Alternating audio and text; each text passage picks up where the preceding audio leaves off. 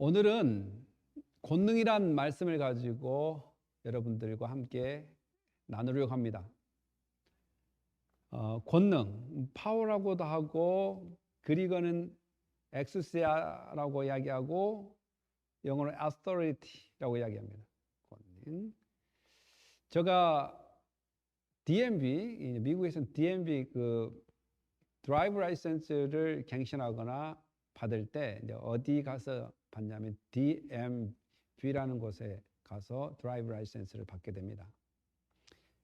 그런데 이제 저희 아내와 저가 이제 드라이브 라이센스를 발급받으려고 이제 왜냐하면 미시간에서 버지니아로 이사 왔기 때문에 미시간 라이센스는 사용하지 않고 버지니아 라이센스를 사용하기 위해서는 버지니아 DMV 오피스에 가서 다시 버지니아 라이센스를 받아야 됩니다.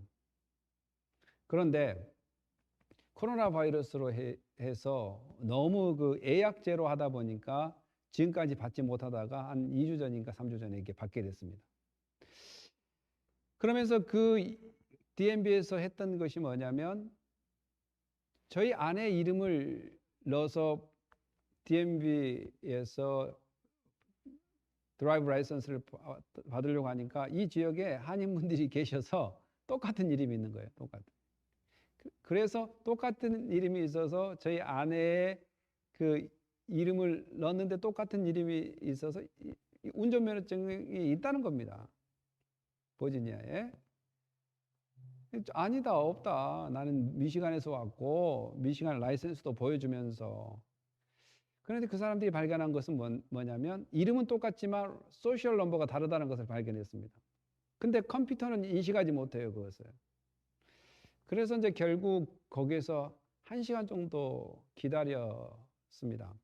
왜냐하면 그 필드 워커, 그러니까 우리를 상대한 그 일하는 사람이 권한이 없습니다.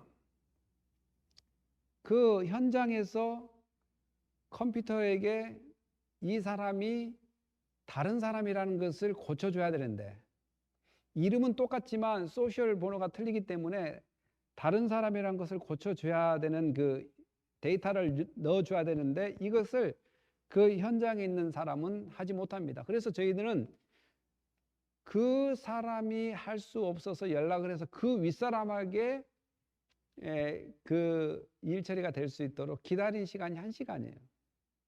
근데 재밌는 것은 1시간 기다려서 다시 오라고 가보니까 그 사람이 숫자를 또 잘못 넣어버린 거예요. 그러니까 또 그것을 고치려고 하니까 그 숫자 하나만 바꾸면 되는데 숫자 딱 하나가 틀렸어요. 숫자 하나만 바꾸면 되는데 그 사람에게는 무엇이었기 때문에 또 1시간을 기다려야 되냐면 권한이 없기 때문에 그걸 그 자리에서 한 숫자 하나만 바꿔주면 그 자리에서 일을 처리하고 우리는 집에 갈 텐데 그것을 바꿀 수 있는 권한이 없어요. 또 다시 자기 권한 있는 사람에게 보내서 그 일처리를 해야 되기 때문에 1시간이 넘게 또 기다렸습니다.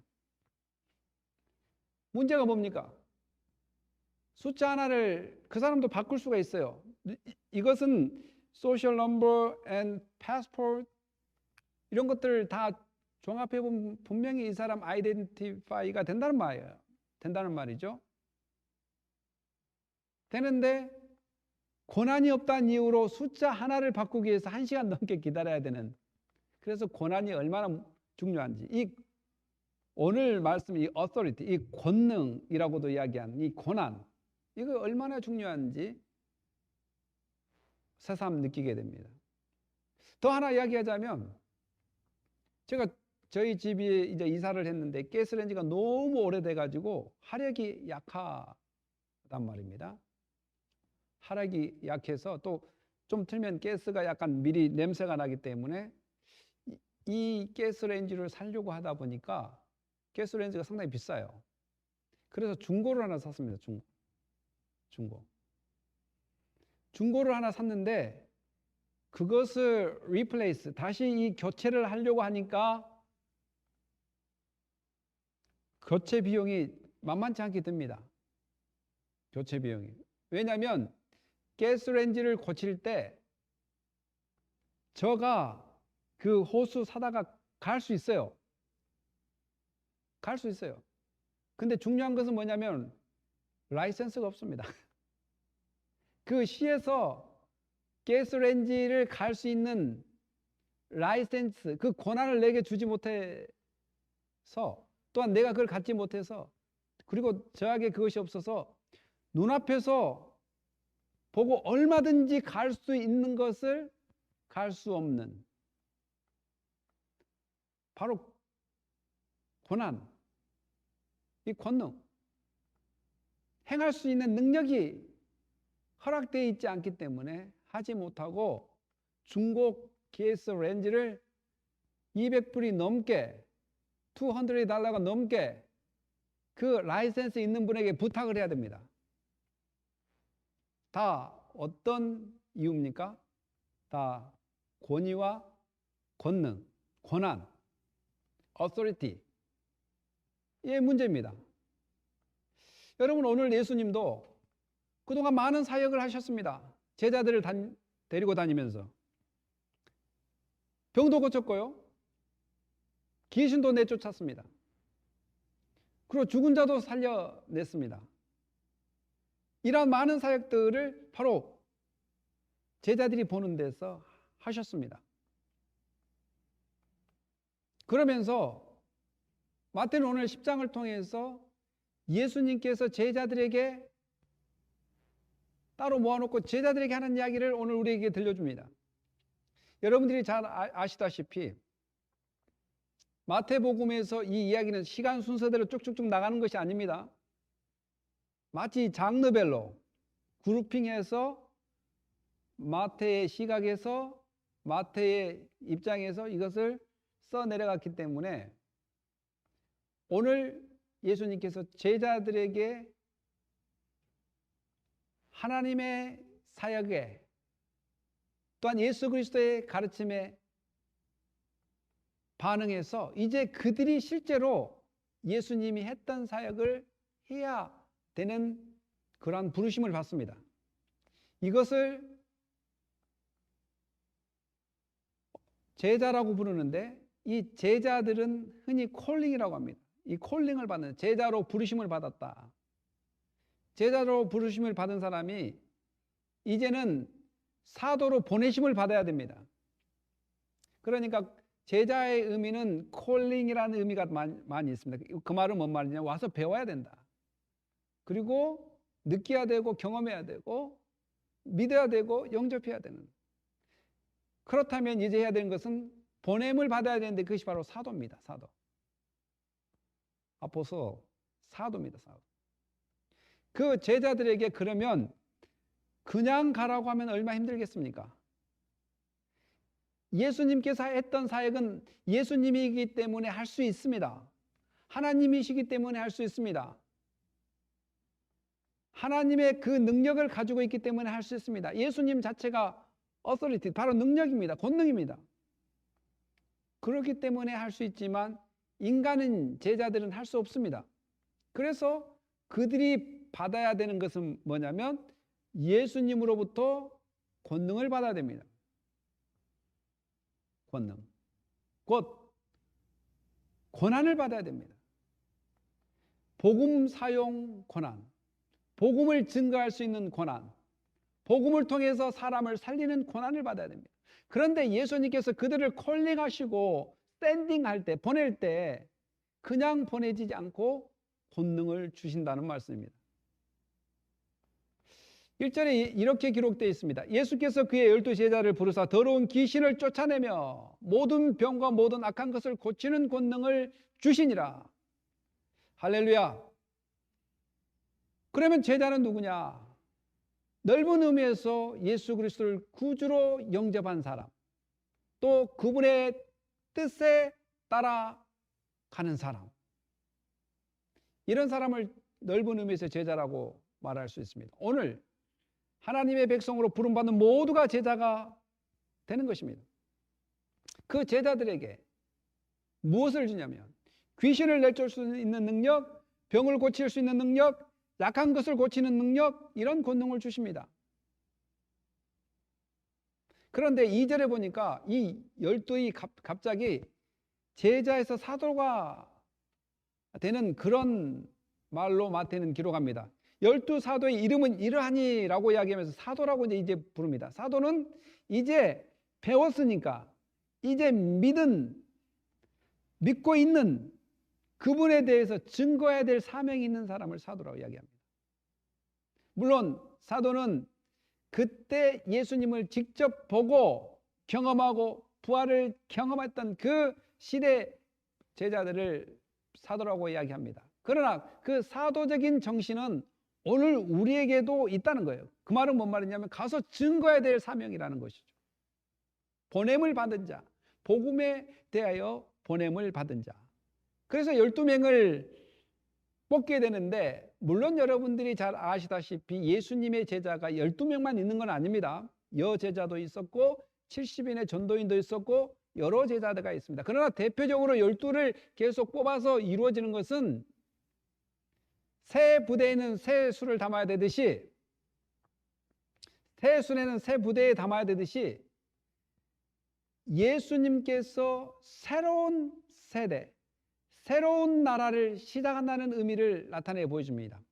자, 구약의 이스라엘이 시작할 때 야곱을 통해서 야곱이 이스라엘이 됐습니다. 그리고 그 12아들을 통해서 한 나라를 만들게 됩니다. 그래서 12지파의 주축이 돼서 뼈대가 돼서 나라를 형성해서 하나님이 그 나라를 사용하고 있는 것을 볼 수 있습니다. 그런 의미를 생각하면서 예수님은 바로 12명의 제자를 통해서 다시 새로운 나라, 하나님이 기뻐하는 나라, 천국을 증거하는 나라, 새 수대는 새 부대에 담듯이 다시 예수 그리스도로 새롭게 된 나라를 세워가는, 그래서 12은 여러 가지가 의미가 있지만 새로운 나라의 시작이요 새로운 나라의 선포입니다.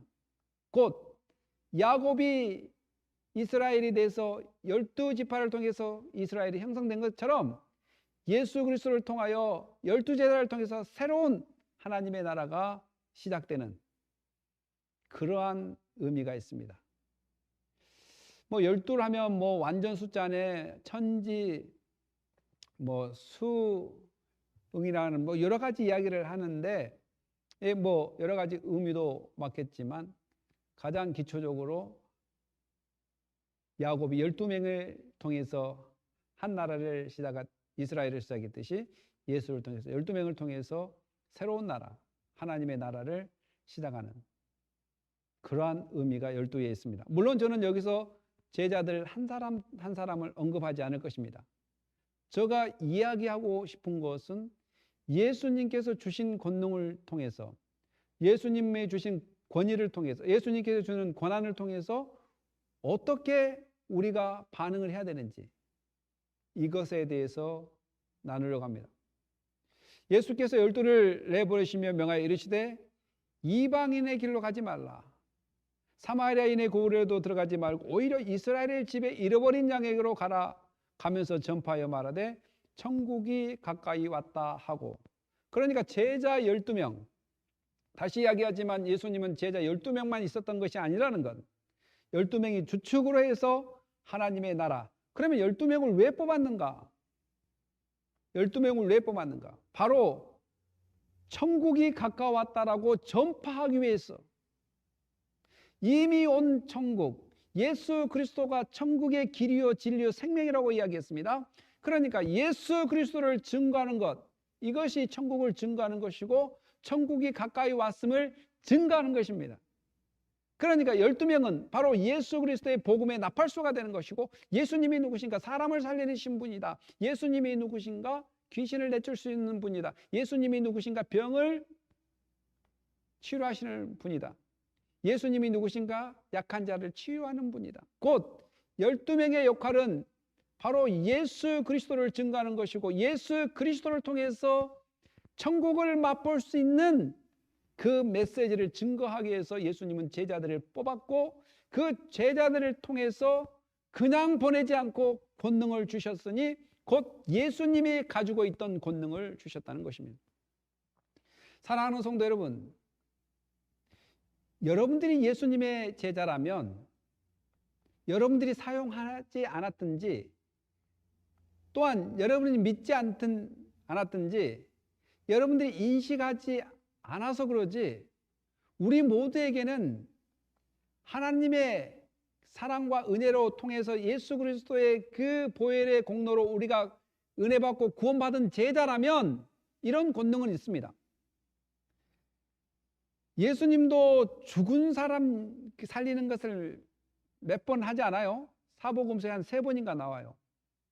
그 대부분 병자를 고치고 귀신을 내쫓고 복음을 증거하는데 많이 능력을 행하셨어요. 그러니까 주 예수님의 능력은 여러 가지가 있지만 사람을 고치고 치료하고 말씀을 선포한 그 권능이 가장 크게 우리에게 전달됩니다.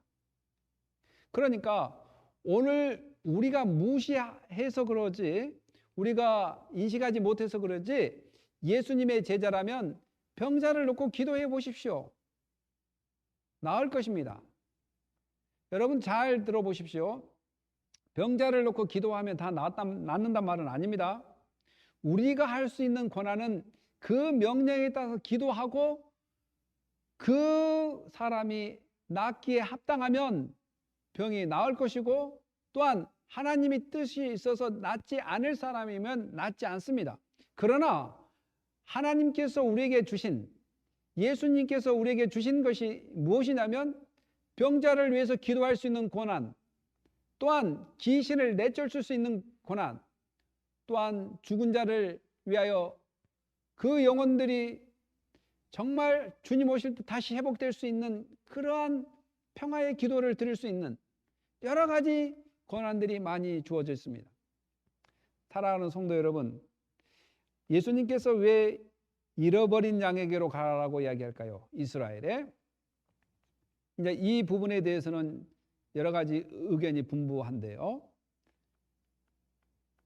이방인의 길로 가지 말고 사마리아인의 골로 가지 말라라고 이야기하면서 이스라엘의 집에 잃어버린 양에게로 가라라고 이야기하고 있습니다. 이것은 성경 전체를 보면 우선순위 문제입니다. 우선순위. 제자들이 먼저 가야 될 것은 이스라엘의 잃어버린 자라. 곧 이스라엘의 잃어버린 자는 특별한 사람을 이야기하지 않고 이스라엘 백성 전체적으로 메시아를 잃어버렸고 또한 하나님의 방향을 하나님이 가르쳐준 방향을 잃어버렸습니다. 그러니까 제너럴하게 잃어버린 이스라엘 백성들에게 먼저 가라. 왜냐하면 하나님께서는 아브라함과 이삭과 야곱과 다윗까지 계속 이야기했던 것이 뭐냐면 너희 나라를 복되게 하겠다. 너희 자손들을 복되게 하겠다고 약속했습니다. 그리고 너희 자손을 통해서 만민이 복을 받겠다라고 이야기했습니다. 그래서 이러한 구약의 예언들이 바로 예수 그리스도를 통해서 제자들을 세우게 하는데 그 제자들도 마찬가지로 가야 될 곳이 먼저 이스라엘 잃어버린 자들에게 가야 된다. 예를 들어서 창세기 28장 14절에 이렇게 기록했습니다. 내 자손이 땅에 티끌같이 되어 내가 서쪽과 동쪽과 북쪽과 남쪽으로 퍼져나갈지며 땅의 모든 족속이 너와 내 자손으로 말미암아 복을 받으리라 라고 이야기했습니다. 그러니까 복음도 마찬가지로 누구를 통해서 나가냐면 다윗의 자손이신 예수 그리스도를 통해서 나갔고 그 예수 그리스도는 또 누구를 사용하냐면 이스라엘 백성 중인 제자, 대부분 유대 또한 이스라엘 백성인 제자들이 바로 먼저 복음을 접하고 또 그들이 복음을 이스라엘에게 증거함으로써 점점 확장될 수 있는 그러한 방향이지 꼭 이스라엘만 가라 이 뜻은 아닙니다. 이것은 신실하신 하나님의 언약입니다. 언약을 성취입니다. 그리고 사도행전 1장 8절에도 여러분들이 잘 아시다시피 오직 성령이 너에게 임하시면 너희가 권능을 받고, 여기서 권능이 나옵니다. 그러니까 여기서 받는 권능은 바로 예수 그리스도가 가졌던 권능, 그 권능을 받고 예루살렘과, 여기도 예루살렘과 온 유대와 사마리아와 땅끝까지 이르러 내 증인이 되리라 하시니라. 물론 이 부분이 해석이 그렇게 이야기할 수 있습니다. 다양하게 한꺼번에 증거될 수도 있고, 아니면 순서대로 증거될 수 있고, 이렇게도 볼 수 있는데, 어떻게 보든 하여간 여기서 먼저 언급된 것은 예루살렘과 유다라는 사실입니다. 그러면 예수님께서 잃어버린 이스라엘의 집에 가라라고 먼저 했지만, 그러면 이방인에게로 가지 말라라고 언급은 했냐? 그러진 않았습니다. 마태복음 28장 19절 20절 또 말한 것처럼, 그러므로 너희는 가서 모든 민족을 제자로 삼으라고 이야기했습니다. 이스라엘 민족만 제자를 삼으라고 이야기하지 않고 모든 민족을 제자로 삼으라고 이야기했습니다. 그러니 전체적으로 이 말씀을 상고해 볼 때, 하나님의 신실한 언약을 이스라엘 백성에게 약속을 했고, 그 약속했던 걸 신실하게 지켜가는 하나님의 성취뿐만 아니라, 또한 그 이스라엘 백성들에게 그 전했던 복음을 통해서 그 복이 열방에 증거될 수 있는 하나님의 섭리와 계획이 선포되어지는 것을 우리는 기억할 수 있습니다. 여러분, 이스라엘 백성들은 그렇게 먼저 복음에 대해서 접했음에도 불구하고 요한복음에서는 어떻게 이야기하신 줄 아십니까? 자기 땅에 오매 자기 백성이 영접하지 아니하였느냐, 영접하지 아니하였으나 라고 이야기하고 있습니다. 그러니까 이스라엘 백성들이 이제는 핑계대지 못한다는 것이에요. 내가 약속한 것처럼 성취했는데 너희들이 예수 그리스도께서 이 땅에 왔는데 너희들이 영접하지 아니했다 라는 것을 요한복음 1장 11절에는 이야기하고 있습니다. 사랑하는 성도 여러분, 예수 그리스도가 이 땅에 와서 본인을 통해서 천국이 이미 왔고, 이 천국은 영원히 우리가 사모하는 희망을 갖고 소망을 갖게끔 하셨습니다. 이미 온 천국과 영원히 거할 천국을 한꺼번에 예수를 통해서 이루어지게 하는 이 놀라운 그 복음, 이 복음의 권능을 바로 제자들에게 주셨다는 것을 우리는 감사해야 될 줄 믿습니다. 그리고 오늘 예수를 믿는 우리들도 이 놀라운 권능, 복음을 증거할 수 있는 권능, 말씀을 증거할 수 있는 권능, 여러분들이 이렇게 생각합니다. 나는 권능을 받지 못했다. 무슨 권능을 받지 못했냐? 귀신을 내쫓는 권능을 받지 못했다. 또한 병자를 고치는 권능을 받지 못했다 라고 이야기합니다. 여러분, 그것만 받지 못했습니까? 그렇게 생각한다면 이 천국 복음을 증거하는 권능도 받지 못했다라고 이야기를 해야 됩니다. 그 말은 뭐냐면 전하지 않기 때문에 그렇습니다. 전하지 않는다고 해서 못 받는 것이 아닙니다.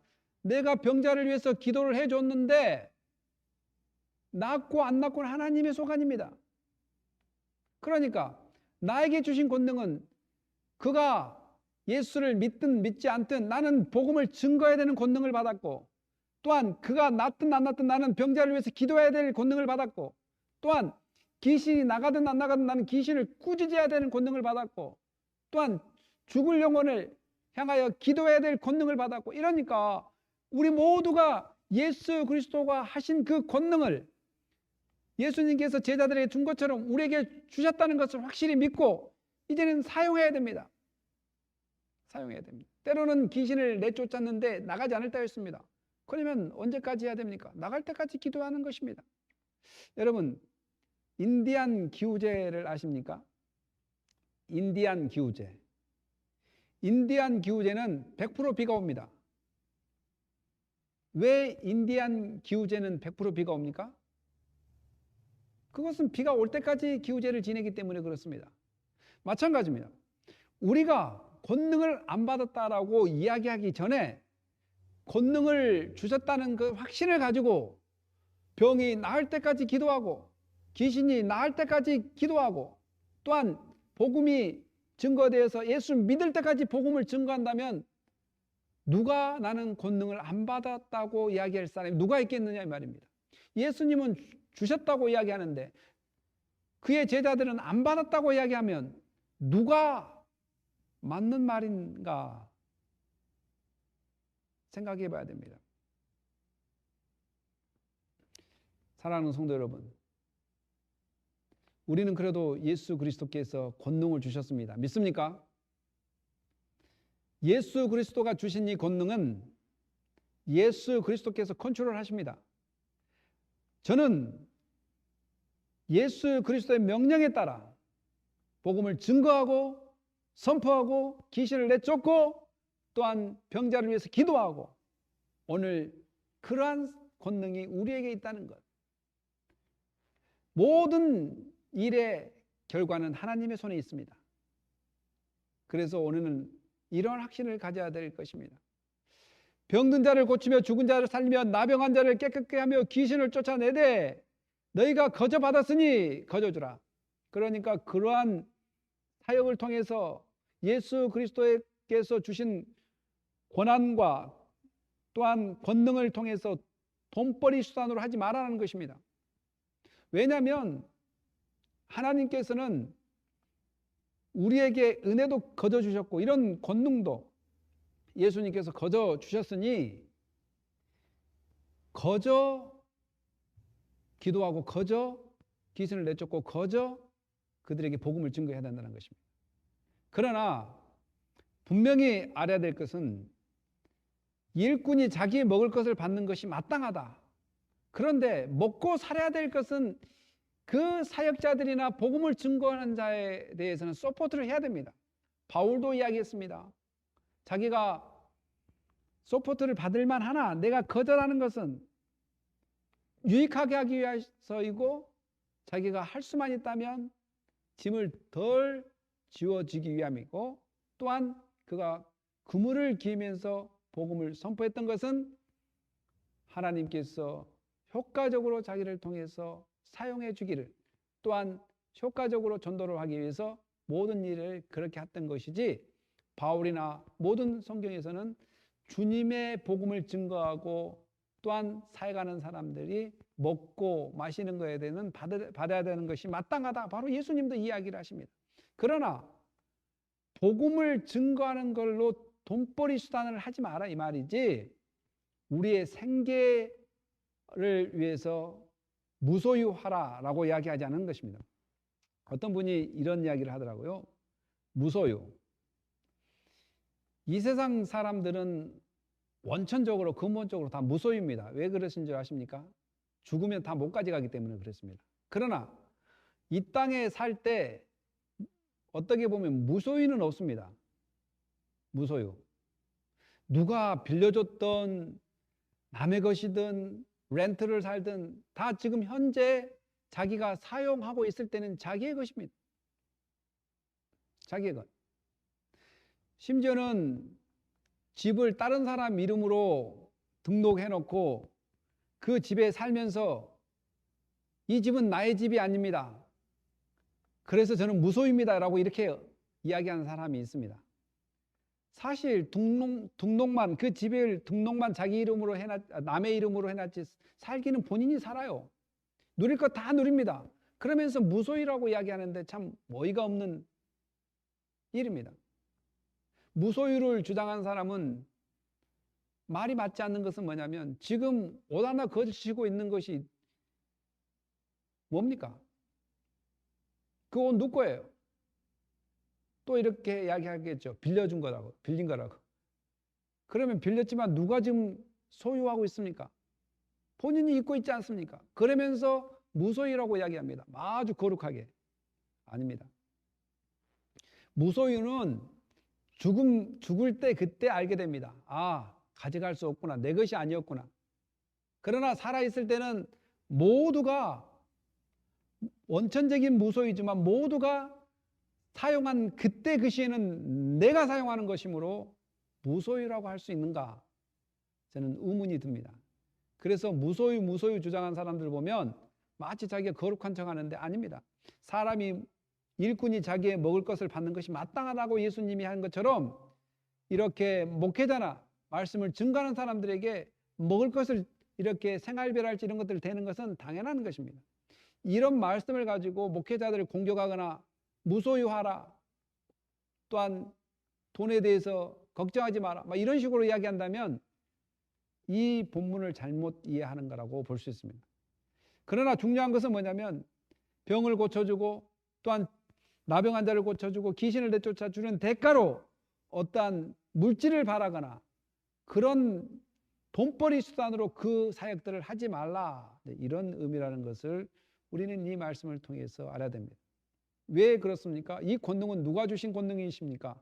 바로 예수 그리스도께서 제자들에게 주신 권능이기 때문에 그렇습니다. 그런데 여러분, 누가복음 22장 35절과 36절에 이런 기록이 또 있습니다. 예수님께서 말씀하셨는데, 그들에게 이르시되 내가 너희를 전대와 배낭과 신발도 없이 보냈을 때 부족한 것이 있더냐? 이르되 없었나이다. 이르시되 이제는 전대에 있는 자는 가질 것이요 배낭도 그리하고 검 없는 자는 겉옷을 팔아 살지어다 라고 이야기합니다. 그러니까 이스라엘 백성들이 살아갈 때 문화적으로 이런 나그네나 이방인들이나 과부들을 돌보는 그런 전통적인 문화가 있습니다. 그러니까 제자들이 이방인의 길로 가지 않고 먼저 유대인, 이스라엘 백성들의 잃어버린 자를 갈 때 그들의 전통 문화 속에서 할 수 있는 것은 나그네나 이런 사람들을 잘 대접하는 습관이 있습니다. 그래서 두보롯이나 또한 지팡이나 전대를 가져가지 말라고 합니다. 그러나 이방 지역에 갈 때는 다릅니다. 이방 지역에. 백그라운드가 다르단 말입니다. 이 지역은 지금 어느 지역을 가야 되는 상황입니까? 바로 이스라엘의 잃어버린 자를 향하여 가기 때문에 이스라엘 백성들의 문화 속에는 나그네를 잘 대접하는 문화가 있기 때문에 전대나 옷이나 가져갈 필요 없습니다. 바울은 이방 지역에 갈 때 루디아라는 여인이 도왔습니다. 그러니까 이런 상황을 본다면 상황과 처지에 맞게끔 전대를 준비해야 될 때가 있고 전대를 준비하지 말아야 될 때가 있고 하나님의 공급하심을 기대하면서 준비해야 될 때가 있고 또 전적으로 하나님께 의지해야 될 때가 상황마다 다 다릅니다. 그러나 원천적으로 하나님께서 다 공급하시지만 하나님은 우리에게 지혜를 주시고 능력을 주시고 더 나아가서는 이성을 주셔서 준비할 수 있는 그러한 마음도 우리에게 주셔서 협력하여 모든 일을 해 나가기 때문에 단편적으로 전대나 또한 돈이나 지팡이나 신이나 이런 걸 가지 말라고 했다고 해서 안 가져가면 배고파 죽습니다. 그러나 하나님의 역사하심과 또 내가 준비해야 될 이런 것들을 지혜롭게 잘 종합해서 하나님께서 원천적으로 공급하신다는 확신을 가지고 준비도 하셔야 되고 하나님께서 원천적으로 공급하신다는 것을 믿고 또 사역에 뛰어들어야 됩니다. 너무 먹는 것 때문에 사역을 뛰어들지 못한다 할지 또한 하나님께서 준다라고 너무 대책 없이 뛰어든다 할지 이런 것들을 조화롭게 지혜롭게 잘 해야 되는 것이 이 두 구절을 통해서 누가복음과 이 마태복음의 그 전대를 준비해라 또 전대를 준비하지 마라라는 그 구절을 통해서 우리는 발견할 수 있습니다. 사랑하는 성도 여러분, 때로는 저는 설교를 하다가 열심히 준비합니다. 저는 원고를 다 씁니다. 다 써서 이것들을 계속 읽어보고 그래서 제가 숙지하고 암기를 합니다. 그런데 때로는 그 준비했던 설교를 가지고 이 단에 서면 또 하나님께서 뜻하지 않는 은혜의 말씀을 선포하게 하십니다. 바로 준비와 하나님의 공급하심 이 모든 것들이 연합해서 일하는 것을 저는 발견하게 됩니다. 사랑하는 성도 여러분, 또한 제자된 모든 분들은 이러한 지혜로운 하나님의 역사하심을 기대하면서 오늘도 예수님께서 우리에게 권능을 주셨다는 확신을 붙잡고 하나님이 주신 복음을 선포하고 귀신을 내쫓는 그러한 기도와 더 나아가서는 마귀 샤탄 권세 아래에 놓여 있는 그러한 사람들에게 복음을 증거하는 그런 권능이 있다는 것을 잊지 말고 계속해서 우리는 증거해야 될 줄 믿습니다. 왜 그렇습니까? 우리는 예수 그리스도로부터 권능을 받았기 때문에 그렇습니다. 증거하다가 낙심하지 마십시오. 예수님도 그렇게 가르쳐 주지 않습니까? 어떻게 갔죠? 어떤 성이나 마을에 들어가든지 그 중에 합당한 자를 찾아내어 합당한 자가 있으면 가서 그 집에 거하는 겁니다. 또 합당한 자가 없으면 신발에 먼지를 털고 나오는 것입니다. 그러니까 복음 전하기가 얼마나 쉽습니까? 여러분, 우리가 해야 될 것은 예수님께서 권능을 주신 또 하나의 권능은 저는 여기서 찾는 거, 평안을 빌 수 있는 권능을 주었습니다. 내가 권능을 빈다고 그 사람이 복을 받습니까? 받을 수 없습니다. 그러나 예수님께서 우리에게 권능을 주셔서 내가 복음을 증거하러 다니면서 이웃에게 또한 그 집안에 샬롬 이러한 평안을 빌 때 하나님께서 그 가정에 평안을 줄 수 있는 그런 권능도 주셨다는 것 얼마나 감사합니까? 더 중요한 것은 내가 그 가정에 평안을 빌었는데 그 가정이 받을 만한 그릇이 못 되면 그 평화의 그 권능이 다시 내게로 온다는 것을 여러분 아십니까? 그렇다면 복음을 증거하는 것이 얼마나 기쁘고 복된 일인지 우리는 이 말씀을 통해서 깨달아야 될 줄 믿습니다. 바로 이러한 권능을 받았습니다. 가정의 평화를 빌 수 있는, 물론 이스라엘 백성들이 인사처럼 샬롬 하고 인사를 건네는 때가 있지만 그 이상의 이 평화입니다. 예수 그리스도를 통해서 얻을 수 있는 평화, 구원을 얻을 수 있는 평화, 영원히 세상에서 맛볼 수 없는 그런 평화를 빌 수 있는 권능을 우리가 받았다는 것을 생각해 볼 때, 또한 그 권능을 빌었는데, 그 복을 빌었는데, 그 평안을 빌었는데 그가 받지 못할, 그런 합당치 못한다면 그 평화가 내게 온다는 사실을 여러분 깨닫는다면 지금 우리가 발벗고 나서서 복음을 증거하고 귀신을 위해서 귀신을 내쫓는 기도를 해야 되고, 또한 무엇을 해야 됩니까? 병자를 위해서 기도해야 됩니다.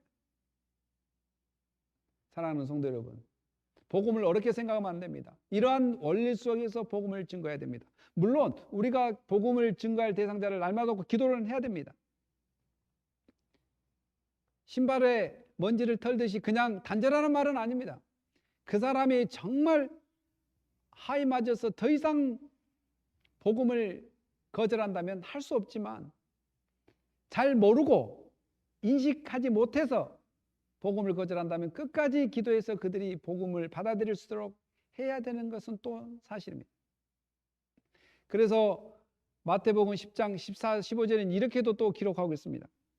누구든지 너희를 영접하지도 아니하고 너희 말을 듣지도 아니하거든 그 집이나 성에서 나가 너희 발에 먼지를 떨어버리라. 내가 진실로 너희에게 이르노니 심판의 소돔과 고모라 땅이 그 성보다 견디기 쉬우리라. 그렇습니다. 의인 10명이 없어서 망한 데가 소돔과 고모라입니다. 유황불이 떨어진 곳이었습니다. 롯의 아내는 소금 기둥이 되어버렸어요. 그 정도로 악했던 그런 심판이 있었던 것입니다. 그런데 오늘 제자들이 복음을 증거하러 갔는데 제자들을 영접하지 않고 제자들이 전한 말을 듣지 않는다라고 할 때는 그 소돔과 고모라 10명이 의인 10명이 없어서 망해버렸던 그 소돔과 고모라에 유황불로 망해버렸고 롯의 아내는 소금기둥으로 그렇게 만들어져 버렸던 그 심판의 현장보다 더 견디기가 어렵다는 것입니다. 사랑하는 성도 여러분, 제자들을 영접한다 이 말은 어떠한 대우적인 측면이 아니라 영접한다는 것은 복음을 받아들일 준비를 한다 이 말입니다. 제자들을 통해서 전해지는 복음을 받아들일 그 준비가 되지 않고 그 복음을 증거한 복음을 거절한다면 답이 없습니다. 예수 그리스도의 복음을 거절한다면 이 세상에는 답이 없습니다. 예수 그리스도의 복음을 외면한다면 이 땅에는 소망이 없습니다. 천국 갈 소망, 그 하나님 나라에 갈 소망 없습니다. 왜냐하면 예수님을 거절한다는 것은 천국에 가는 길을 거절한다는 것입니다. 예수님을 거절한다는 것은 천국에 가는 진리를 거절하는 것입니다. 예수님을 거절한다는 것은 생명을 거절한다는 것입니다. 사랑하는 성도 여러분, 우리에게 얼마나 많은 권능이 있습니까?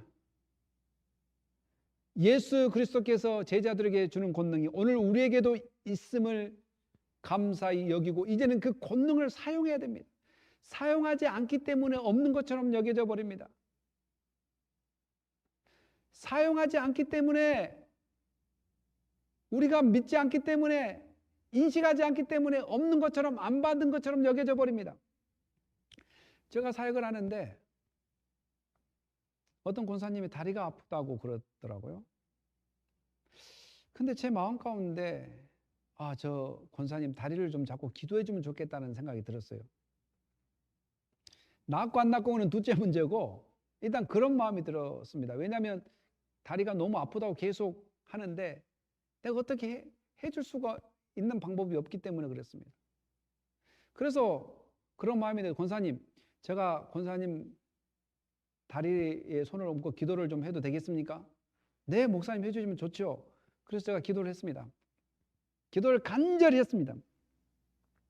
했는데 그 다음 주일날 교회를 나오셨는데 저한테 이야기를, 목사님 기도하고 그때 밤에 집에 갔는데 깨끗이 나와버렸습니다.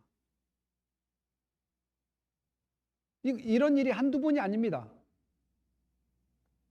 사랑하는 성도 여러분, 사용하면 역사가 일어납니다.